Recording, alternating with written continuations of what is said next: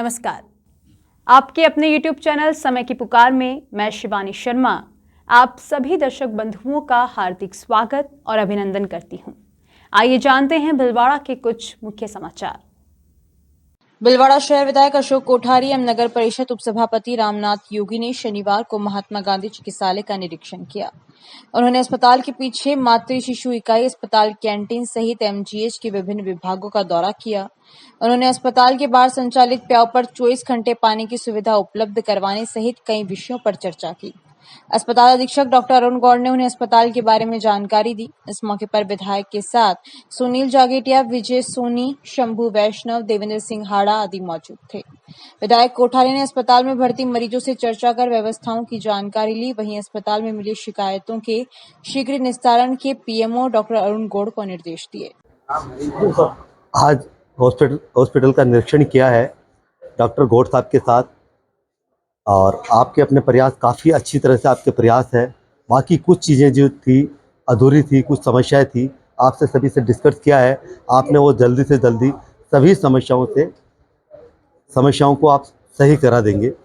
जिन जिन subject पर आपसे बात हुई, जिससे पहले हेल्प डेस्क के बारे में हुई, उसके बाद में जो ओपीडी की जो लंबी लाइन के बारे में बात हुई, उसके साथ में जल और गर्मी के लिए पंखे और वाटर कूलर के बारे में बात हुई, उसके साथ में आपको जो मशीनें हैं अपनी सीटी वाली की थोड़ी प्रॉब्लम थी, सोनोग्राफी, सीटी, एमआरआई, उन सब के बारे में आपसे ब्लड वाली मशीन से लेके सबसे डिस्कस किया। जो बाहर कुछ जांचें जाती है वो भी आज के बाद नहीं जाएगी, ऐसा आपने कहा। सीटी स्कैन की भी नहीं जाएगी, ब्लड की भी 128 जांचें यहाँ होती है, नहीं जाती है। फिर भी अगर आपको कुछ आपके संज्ञान में आपने सभी चीज़ें दे दी, आज के बाद सभी समस्याओं का समाधान होगा और सबसे बेस्ट आप करेंगे, ऐसा आपने बताया है। और अपन यूँ भी सोच सकते हैं कि आपके प्रयास आपने अपनी तरफ से पूरे प्रयास कर रखे हैं। धन्यवाद। देवर्षि नारद जयंती पर विश्व संवाद केंद्र चित्तौड़ प्रांत का पत्रकार सम्मान समारोह भीलवाड़ा आरसी व्यास स्थित शगुन फूड कोर्ट पर रविवार को आयोजित हुआ। भीलवाड़ा महानगर सह प्रचार प्रमुख पवन विजयवर्गीय ने बताया कि कार्यक्रम के लिए चित्तौड़ प्रांत के सभी पत्रकारों से 4 श्रेणियों में ऑनलाइन प्रविष्टियां मांगी गई थी। कुल 152 आवेदन प्राप्त हुए। सभी प्रविष्टियों को देखकर निर्णायक समिति द्वारा सर्वश्रेष्ठ प्रविष्टियों का चयन किया गया। उत्कृष्ट पत्रकार संयुक्त रूप में भीलवाड़ा राजस्थान पत्रिका के तेज नारायण शर्मा 11,000 रुपए, 12 दैनिक भास्कर के संजय चौरसिया 11,000 रुपए, उत्कृष्ट सोशल मीडिया पत्रकार के लिए प्रतापगढ़ के संजय जैन 11,000, उत्कृष्ट छाया चित्रकार संयुक्त में अजमेर के स्वतंत्र फोटो जर्नलिस्ट दीपक शर्मा को 5,500 एवं कोटा राजस्थान पत्रिका के नीरज गौतम को 5,500, न्यूज रूम पत्रकार के लिए कोटा राजस्थान पत्रिका के शैलेंद्र तिवारी को 11,000 की राशि एवं देवर्षि नारद का चित्र देकर सम्मानित किया गया। पत्रकारों को सम्मानित करते समय प्रोजेक्टर कर उनके द्वारा की गई स्टोरी को पीपीटी के माध्यम से प्रदर्शित किया गया। पत्रकारों को सम्मान की घोषणा प्रांत के शहर प्रचार प्रमुख शिव कुमार कुमावत द्वारा की गई। कार्यक्रम का आरंभ देवर्षि नारद एवं भारत माता के चित्र के समक्ष दीप प्रज्वलित कर किया गया। तत्पश्चात विश्व संवाद केंद्र चित्तौड़ प्रांत भीलवाड़ा चैप्टर के सचिव दीपक सोमानी ने पधारे हुए अतिथियों का परिचय कराया। कार्यक्रम के प्रारंभ में विश्व संवाद केंद्र के उपाध्यक्ष सरोज कुमार ने पत्रकारिता के संबंध में इस कार्यक्रम की प्रासंगिकता के बारे में बताया। कार्यक्रम के मुख्य वक्ता प्रसिद्ध शिक्षाविद एवं विचारक हनुमान सिंह राठौर ने बताया कि देवर्षि नारद की पत्रकारिता धर्म, नीति और न्याय आधारित थी। इस अवसर पर उन्होंने बताया कि पत्रकार का दायित्व समाज को परिष्कृत करना है। देवर्षि लोक कल्याणकारी पत्रकारिता के आदर्श प्रतिमान है, जिससे वर्तमान पत्रकारिता जगत अपनी समस्त चुनौतियों का समाधान प्राप्त कर सकता है। जो अध्यात्म की ओर प्रेरित करे और कलह से निवृत्ति करे, वही नारद है। देवर्षि नारद की पत्रकारिता और मौजूदा समय की पत्रकारिता की तुलना बहुत ही तर्कपूर्ण और गहराई से की। उन्होंने कहा कि पत्रकारिता का उद्देश्य समाज के मन को परिष्कृत करना होना चाहिए। ऐसी पत्रकारिता देवर्षि नारद ने की थी। भले ही देवताओं और असुरों में युद्ध चल रहा हो, लेकिन दोनों ही वर्ग नारद की सूचनाओं पर भरोसा करते थे।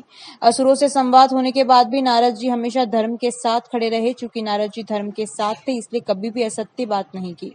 राठौर ने कहा कि आज भी हमें नारद जैसे पत्रकारिता की जरूरत है। आज जब पत्रकारिता बहुआयामी हो गई है, तब पत्रकारिता पर भरोसा कम हो रहा है। उन्होंने कहा कि पत्रकारिता में नई तकनीक की जरूरत है, लेकिन आज इस तकनीक के दम पर पत्रकारिता का अर्थ बदल गया है। प्रिंट और इलेक्ट्रॉनिक मीडिया के बाद अब सोशल मीडिया और आर्टिफिशियल इंटेलिजेंस की तकनीक आ गई है। इससे हमें तकनीकों से सावधान रहने की जरूरत है।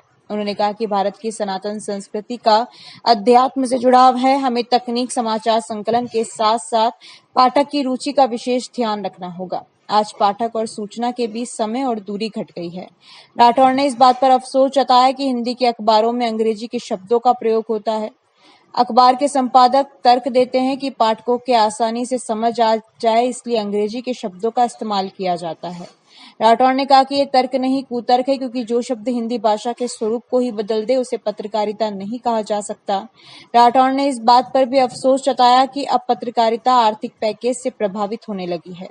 कई बार समाज की खबर इसलिए नहीं छप पाती क्योंकि आर्थिक पैकेज वाला कोटा पूरा नहीं हुआ है। आज कितने लोग हैं जो समर्पित होकर पत्रकारिता कर रहे हैं। आज कितने लोग हैं कि मीडिया संस्थानों में आर्थिक पैकेज का बोलबाला हो गया है। इन बातों से पत्रकारिता की प्रतिष्ठा को धक्का लग रहा है। अंग्रेजों के समय में कोलकाता से पहला अखबार शुरू हुआ तो उस दिन भी नारद जयंती थी। अखबार में नारद जी का फोटो छापते हुए संपादक ने संकल्प लिया कि नारद जी की तरह पत्रकारिता करेगा। उन्होंने कहा कि आज सूचनाओं की भरमार है, लेकिन कौन सी सूचना दी जाए ये तय करना महत्व का काम है। आए दिन अखबारों में बलात्कार की घटनाओं की खबरें प्रकाशित होती है। मीडिया को यह भी बताना चाहिए कि देश की आबादी के मुकाबले बलात्कार की कितनी घटनाएं हो रही है। आज मीडिया का काम सिर्फ सूचना देना नहीं, बल्कि सूचना के पीछे छिपे तथ्यों को भी लाना है। वर्तमान समय में समाज में फैलाई जा रही भ्रामक समाचारों पर भी निर्भीकता से पत्रकारों द्वारा स्पष्टीकरण प्रकट करना चाहिए। कार्यक्रम की मुख्य अतिथि प्रोफेसर डॉक्टर संगीता प्रणवेंद्र ने बताया कि वर्तमान समय में पत्रकारिता का काम काफी चुनौतियों से भरा है। पत्रकार को समय, कल और परिस्थिति के अनुसार सही निर्णय कर सही तथ्यों को समाज के समक्ष प्रस्तुत करना चाहिए। कार्यक्रम के विशिष्ट अतिथि के रूप में बोलते हुए भिलवाड़ा राजस्थान पत्रिका के संपादकीय प्रभारी एडिटर अनिल सिंह चौहान ने बताया कि पत्रकारिता मानव धर्म आधारित होनी चाहिए, जिसे उन्होंने अपने जीवन में घटित 2 घटनाओं जयपुर बम ब्लास्ट एवं गुर्जर आंदोलन के माध्यम से बताया। कार्यक्रम के विशिष्ट अतिथि भिलवाड़ा प्रेस क्लब के अध्यक्ष सुखपाल जाट ने बताया कि 2 पक्षों की सच्चाई की खबर दिखाना ही बड़ी चुनौती होती है। इस चुनौती को पत्रकार भली भांति जानता है। चाहे कितना भी दबाव हो, पत्रकार नहीं डरता और दोनों पक्ष रखता है। कोरोना काल के समय में पत्रकारों द्वारा सामान्य जन तक मेडिकल एसोसिएशन के सहयोग से निःशुल्क दवाइयों का वितरण किया गया। कार्यक्रम के अंत में विश्व संवाद केंद्र भिलवाड़ा चैप्टर के अध्यक्ष पत्रकार ओम कसारा ने धन्यवाद ज्ञापित किया।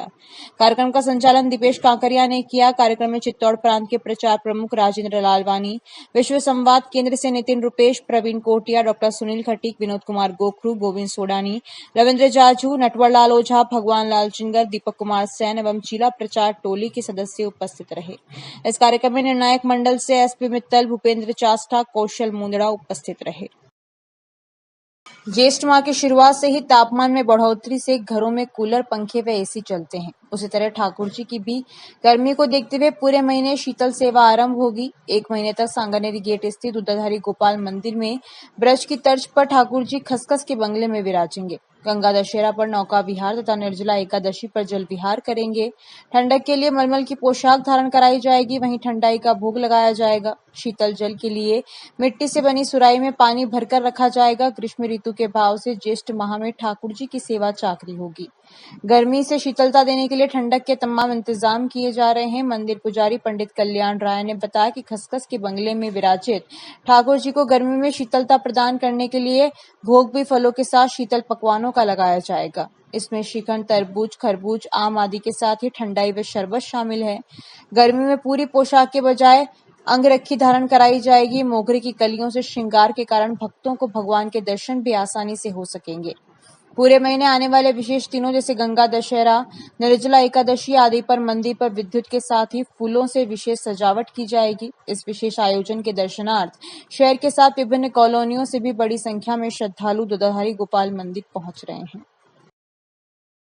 बागौर थाना इलाके से संदिग्ध परिस्थितियों में लापता एक किशोरी की लाश मिलने के बाद रविवार को मृतका के पिता ने 7 लोगों के खिलाफ मंगरों पुलिस को एफआईआर दी। पिता ने बेटी के अपहरण और गैंगरेप के बाद हत्या का आरोप लगाया। इससे पहले परिजनों ने पुलिस कार्रवाई की मांग करते हुए चेतावनी दी कि जब तक कार्रवाई नहीं हो जाती वे न तो शव का पोस्टमार्टम करवाएंगे और न ही शव लेंगे। पुलिस अधिकारियों ने समझाइश की तो मामला शांत हो गया। शव का जिला अस्पताल की मोर्चरी में मेडिकल बोर्ड से पोस्टमार्टम करवा दिया गया। पुलिस ने डॉक्टर्स के हवाले से कहा कि मृतका के शरीर पर कोई चोट नहीं है। हालांकि मौत के कारण पोस्टमार्टम रिपोर्ट आने के बाद ही सामने आ पाएंगे। पुलिस ने बताया कि मंगरोप थाने के पातलियास गांव के बाहर एक कुएं के पास किशोरी की शनिवार को लाश पाई गई।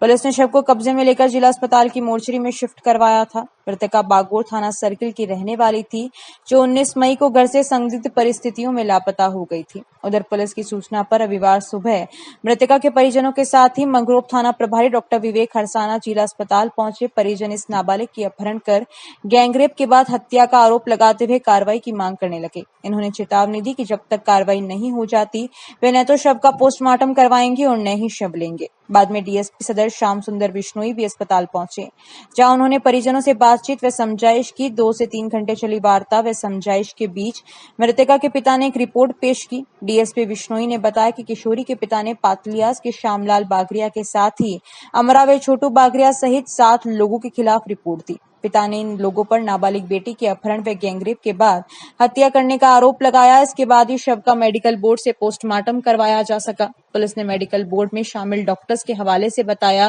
कि मृतका के शरीर पर किसी तरह के चोट के निशान नहीं मिले हैं। उन्होंने बताया कि पिता ने जो रिपोर्ट दी है उस पर केस दर्ज कर जांच की जाएगी। मेरी लड़की 19 तारीख से गई हुई 1 बजे रात की, और थाना पे भी सूचना दी थी। आज तक ये बॉडी मिली है और मेरे को बीच में कोई नहीं मिला। मेरी लड़की के साथ खोटा काम किया है मेरी लड़की के साथ। कोई जंगल में मियाँ भाई इतना डाल के मार के वहाँ डाल दिया है। पुलिस वालों को मिली है जो सही है। हम बॉडी नहीं लेते। मैं बॉडी नहीं लेना चाहता हूँ। जितनी ये मुलजिमों को नहीं पकड़ेगा, मैं मेरी लड़की को नहीं झेलूंगा। जानते हो कौन लेकर गया, किसके साथ की गई थी? हाँ, रिपोर्ट में है सा। क्या नाम बताओ? हैं?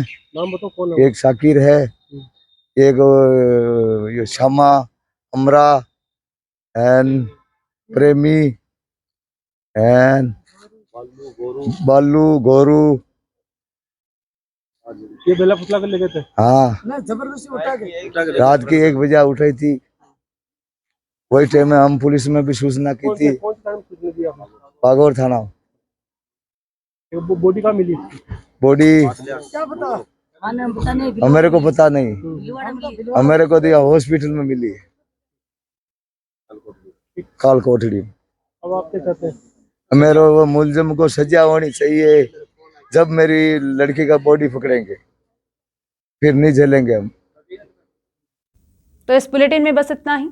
यदि यह आपको पसंद आया हो तो इसे लाइक और शेयर अवश्य करें, और आपके अपने YouTube चैनल समय की पुकार को सब्सक्राइब करना ना भूलें। धन्यवाद। जय हिंद, जय भारत।